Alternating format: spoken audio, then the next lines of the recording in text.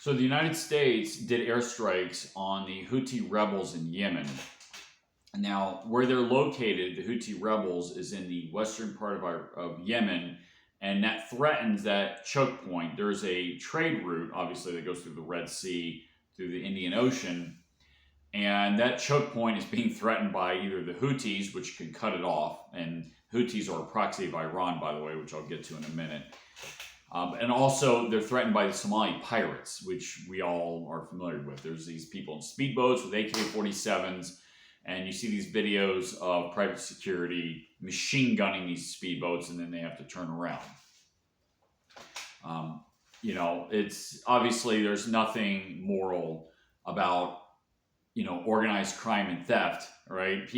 There's a lot of money on these ships, and I mean, there's a lot of details about this. We talk about insurance. There's companies that insure the cargo on these ships. So, if it was safer to travel, the insurance rates would be lower, and then prices would be lower as a result of that. And it's just the moral thing to do. Who are these people to steal or cut off this trade route for some stupid political reason? In this case, the Houthis are a proxy of Iran. So what Iran is trying to do is trying to encircle Saudi Arabia, Sunni Saudi Arabia, Shia Iran, and they're trying to take over the Middle East. They're trying to expand their sphere of influence, and their stated missions are to get the United States out of the Middle East, to make Shia a dominant form, to dominate over the Sunni faction of Islam, to wipe Israel off the map is another one. And why does Iran have to do all this? They don't have to do any of this. They can coexist with everybody. Who cares what your personal beliefs are?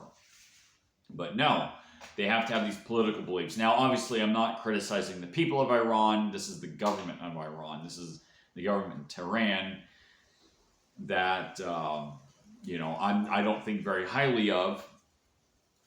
But nonetheless, that's they are. Now, I'm not saying that Saudi Arabia is perfect. After all, this is where Al-Qaeda comes from. I'm not saying Israel's perfect with their, Zionist BS either. I'm not a fan of any of these other groups. I'm not picking sides in this tribal warfare. But certainly, Iran is not the good guy either. So, Trump ordered the strikes on the Houthi rebels. And it sends a message to Iran to say, back off. We will use U.S. power to limit your expansionism, but also to the Houthi rebels themselves, so that they're not able to strike Saudi Arabia or Israel again. I'm not saying that these are angels either, but this way they're also not trying to disrupt the trade route that goes through the Red Sea. Can you imagine the political crisis that they could potentially cause by cutting off that trade route? It would effectively cut off trade going from Europe through the Indian Ocean. So, yeah. So anyway, yeah, he struck those rebels, and I'm never a favor of war ever, but hopefully this will prevent a war. So, hopefully that's the outcome.